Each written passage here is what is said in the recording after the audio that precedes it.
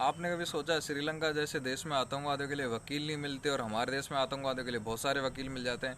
इसमें पता हमारी खुद की गलती है, क्योंकि हमने बचपन में ही बच्चों को सिर्फ एक ही चीज़ सिखाई, तुझे पैसा कमाना है, चाहे जॉब लगा के कमा या बिजनेस कर। मतलब बचपन से ही इतना सेल्फिश बना दिया, तुझे जो भी कुछ करना है तो तुझे तेरे लिए ही करना है। ना देश से कोई मतलब, ना धर्म से कुछ मतलब। अब तो सोच भी यही हो गई कि धर्म की बातें करने से ही लोगों को लगता है कि लोग हंसेंगे। मतलब अपने धर्म के बारे में बात नहीं कर सकते। लोग जातिवाद को छोड़ नहीं रहे हैं, जाति की बात सभी कर रहे हैं, लेकिन धर्म की बात करने से सबको डर लग रहा है, जबकि उल्टा हो रहा है। मतलब हमें क्या करना है, हमें सबसे ऊपर देश होना चाहिए, उसके बाद धर्म, फिर जाति। जो चीज़ हमें सबसे नीचे रखनी है हम उसको सबसे ऊपर लेके बैठे हैं। ये हमें गलत है और ये हमें सही करना है।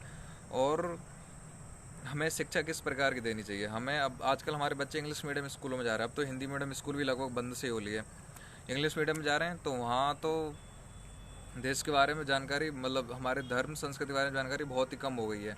हमें पर डे मतलब ऐसे करना है, समय निकालना है अपने बच्चों के लिए। हाँ, आजकल माँ बाप बिजी हो गए, उनके पास खुद के पास टाइम नहीं, फिर भी एडजस्ट करो, थोड़ा सा टाइम कम से कम बच्चों को दो, जिससे अपनी धर्म या संस्कृति के बारे में जान सकें। क्योंकि पता है, अब हमें कंपटीशन नहीं करना किसी से, लेकिन फिर भी ये एक फैक्ट बात है, क्योंकि एक इस्लाम में जो बच्चा होता है वो अपने सारे धर्म के बारे में जानता है। उनकी जो बचपन में तालीम बोलते हैं, जो शिक्षा होती है वो इस्लाम में ही होती है। तो बचपन एक ऐसी चीज़ है, बच्चे को जो भी कुछ सिखाते हैं वो भविष्य उसका उसी के ऊपर डिपेंड करता है। बचपन में जो चीज़ सीख ली उसी के अनुसार ही काम करेगा बच्चा। एक मुस्लिम बच्चा कुरान पढ़ लेगा, अपनी सारी चीज़ें पढ़ लेगा, उसको उर्दू अच्छे से आती है। एक क्रिश्चियन बच्चा अपना बाइबल पढ़ लेगा, इंग्लिश की मतलब उसके पास सारा कुछ आता है, लेकिन इंग्लिश आती है उसके पास। हम ऐसे हैं एकमात्र जिनको ना संस्कृत आती है, ना ही हमें ये पता राम जी कौन थे, ना ये पता लक्ष्मण जी कौन थे, ना ही कृष्ण भगवान, ना गीता रामायण, कोई मतलब नहीं है किसी चीज़ से, ना ही मतलब रखना चाहते हैं। हम रखे भी क्यों, हमें इसके बारे में जानकारी है ही नहीं है।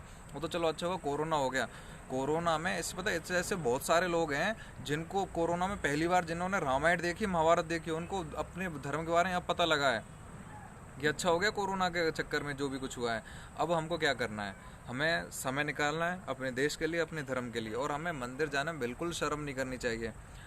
पुराने ज़माने के लोग नहीं होते मंदिर जाने से, अच्छी चीज़ें जाना चाहिए, कुछ अच्छा ही सीखने को मिलेगा। आप बड़े बुजुर्गों के साथ बैठोगे या किसी संत महात्मा के पास जाओगे तो आपको ज़रूर कुछ अच्छा सीखने को मिलेगा। बिलीव मी, आपको जो भी कुछ करना है पहले देश को रख के, देश को ध्यान में रख के ही हमें करना है। और एक बार फिर से मैं बता रहा हूँ कि धर्म की बात करने से पुराने ज़माने के लोग नहीं होते हैं। अपनी सोच को बदलिए और हमें देश के बारे में बातें करनी चाहिए और हमें अपने आप से मतलब नहीं रखना चाहिए। फिर एक जानवर हमें यही अंतर है।